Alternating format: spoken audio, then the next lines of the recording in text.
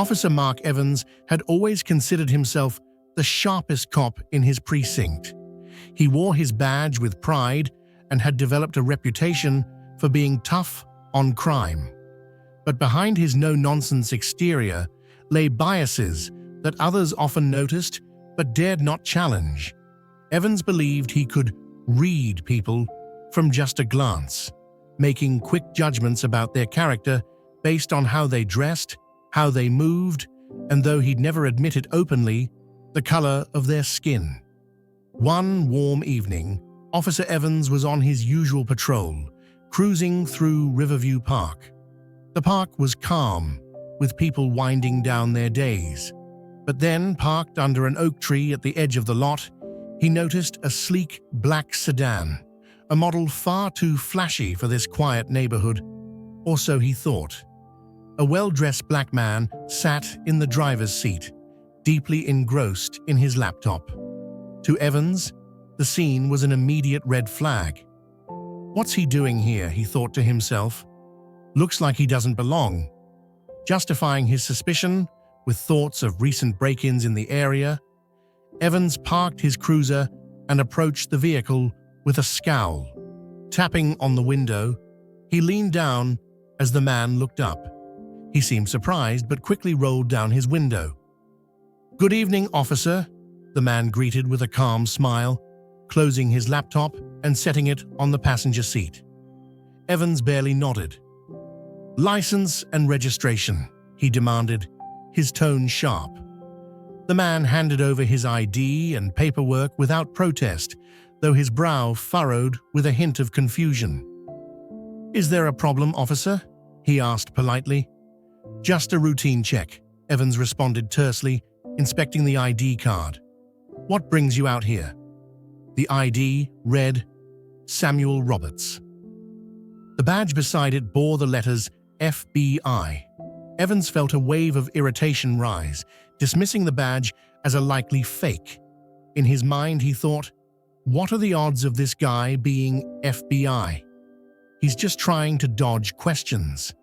Evans held back a scoff, masking his disbelief. "Special agent, huh? Mind stepping out of the vehicle?" Roberts raised an eyebrow but complied, opening his door and stepping out, towering over Evans by a few inches. He maintained a respectful demeanor, though there was a firmness in his gaze. Evans ignored it, his suspicions blinding him. "What brings you to this part of town?" Evans pressed, circling the vehicle and scrutinizing every inch as if expecting something incriminating to pop out. Roberts explained that he was on a work assignment and was simply finishing up some tasks before heading to a nearby hotel. His voice was measured, steady. Evans wasn't convinced. To him, the story sounded too clean, too well rehearsed. "Mind if I search your car?" he asked, though it wasn't really a question. For a brief moment, Roberts hesitated. "Officer, I'd like to remind you that I'm a federal agent, and I have the identification to verify it. Is this search necessary?" But Evans wasn't having it. "Necessary for my peace of mind," he replied, already digging through the glove compartment. The search yielded nothing unusual, just a few work files, a map, and some everyday items. But Evans wasn't ready to back down. He decided to escalate, reaching for his handcuffs. "Turn around," Evans ordered.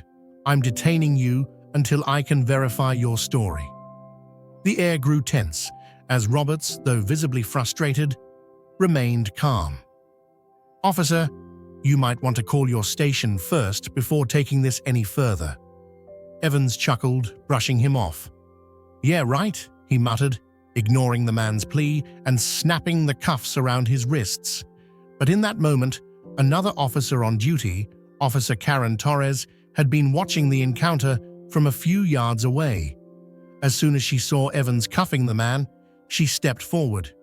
"Mark, what are you doing?" she asked, concerned. Evans turned to her, his jaw set. "Just making sure this guy's who he says he is," he replied dismissively. Torres shot a look at Roberts, who, despite the cuffs, maintained his calm. She noticed his badge immediately, recognizing the federal seal.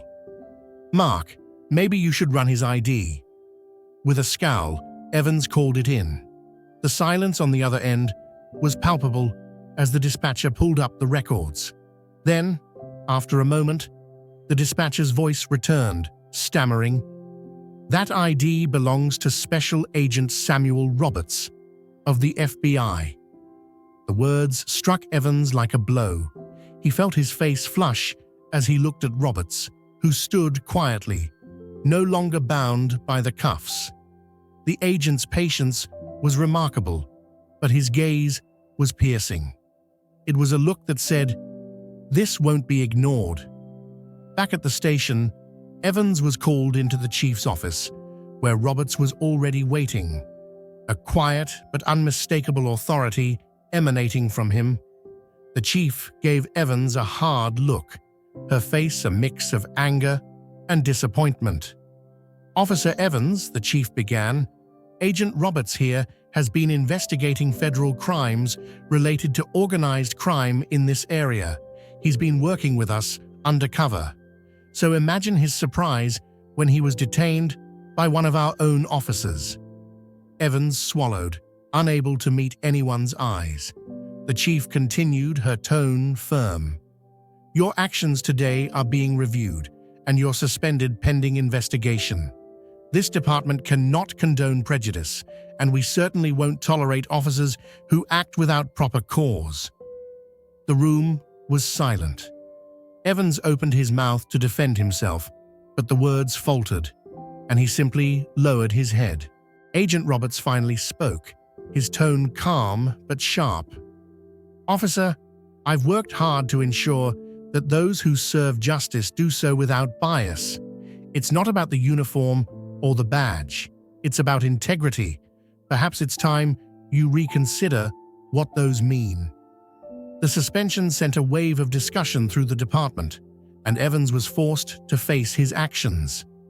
For years, his quiet biases had shaped his judgments, leading him to see certain people in a certain way without justification. But now, the tables had turned.